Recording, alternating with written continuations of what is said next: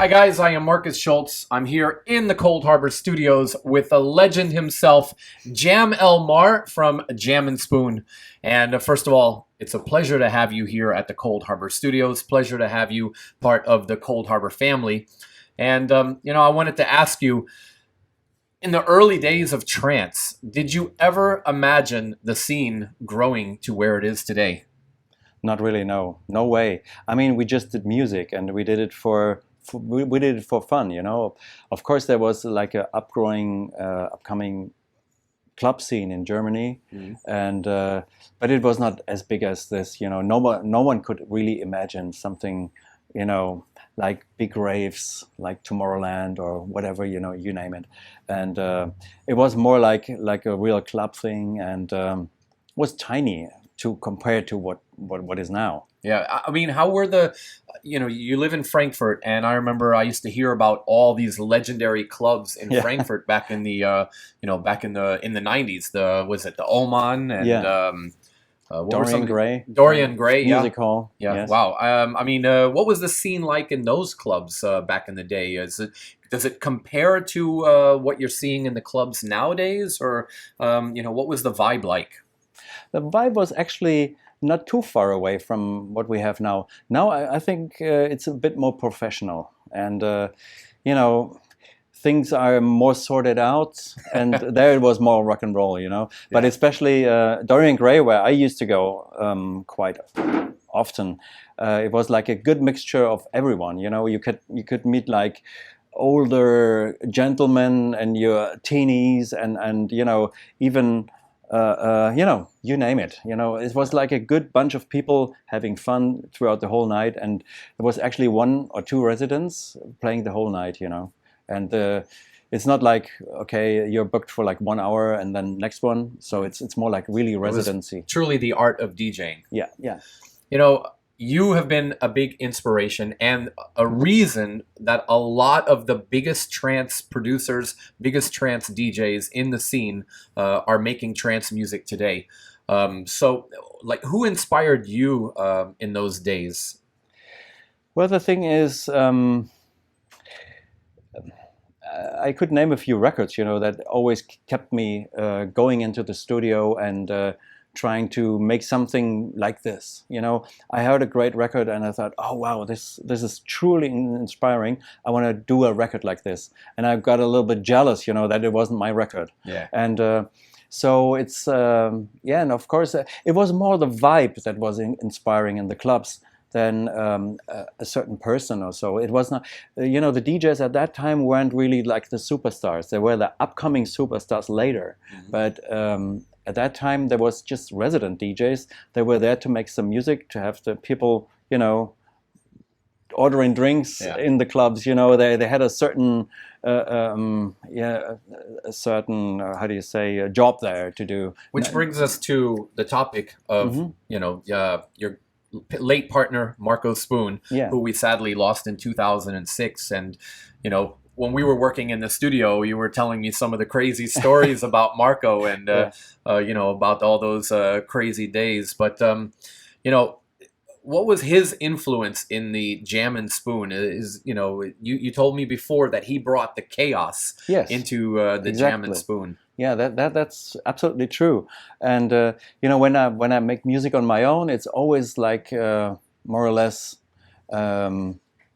beautiful tracks, you know. And he brought in the edge. He brought in the chaos and the dissonance, and you know what, it actually made it interesting. You know, if we would have left it the way I wanted, it would have probably not be the same. You know, he brought the salt and pepper into it. Yeah. Yeah.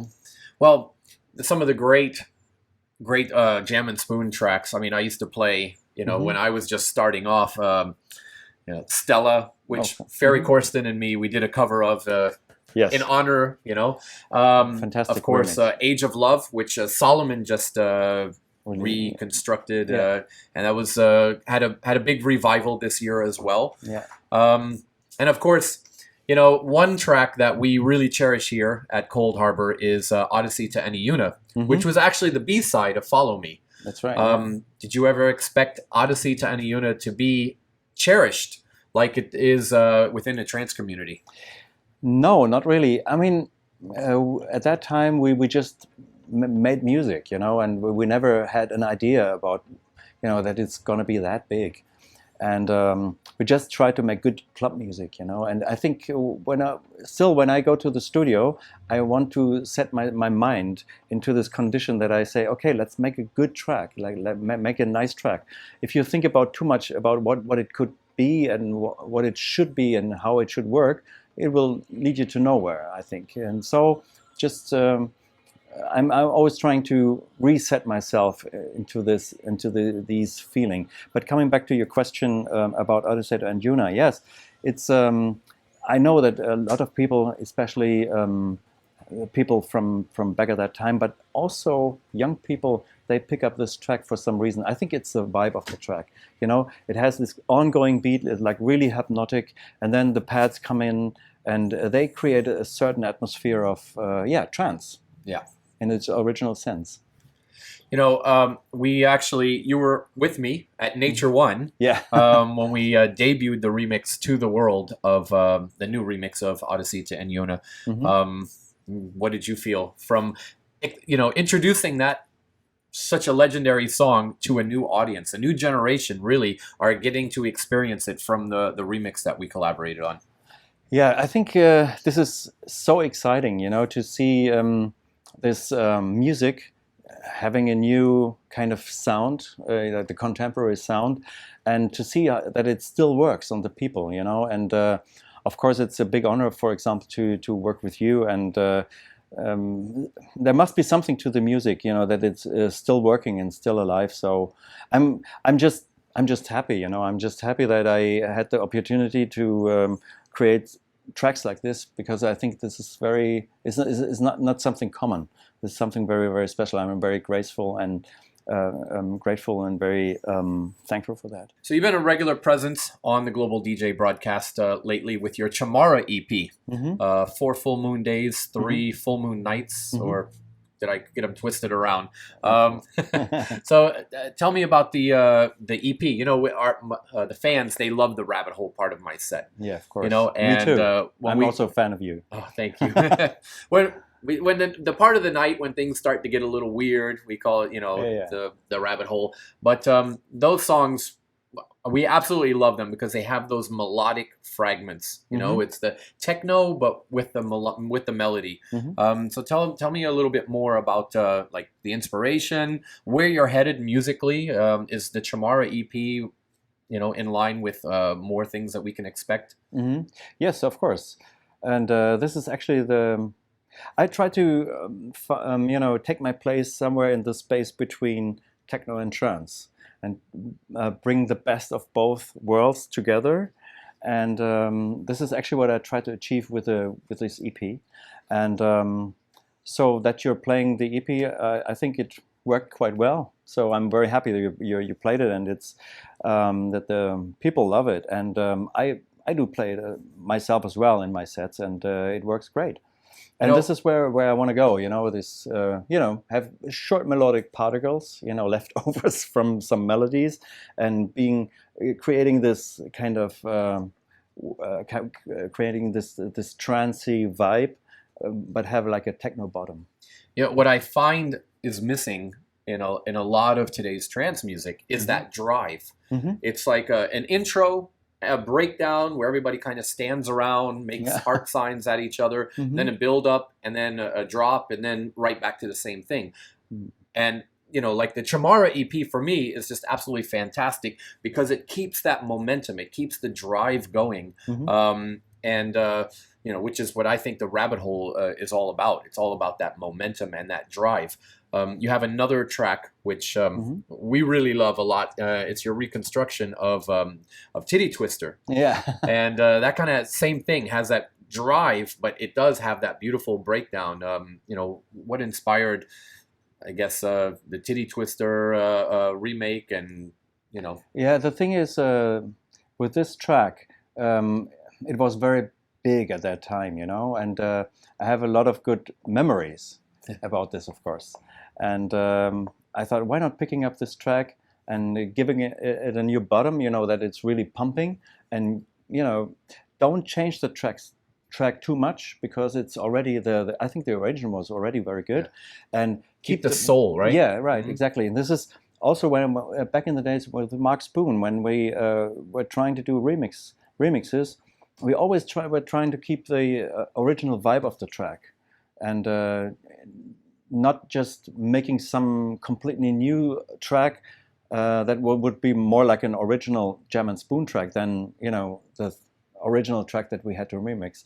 And I think this is to me, at least to me, very important, that I keep the basic vibe of the track, to keep the soul, and just give it a new clothes, and make it shine. Yeah.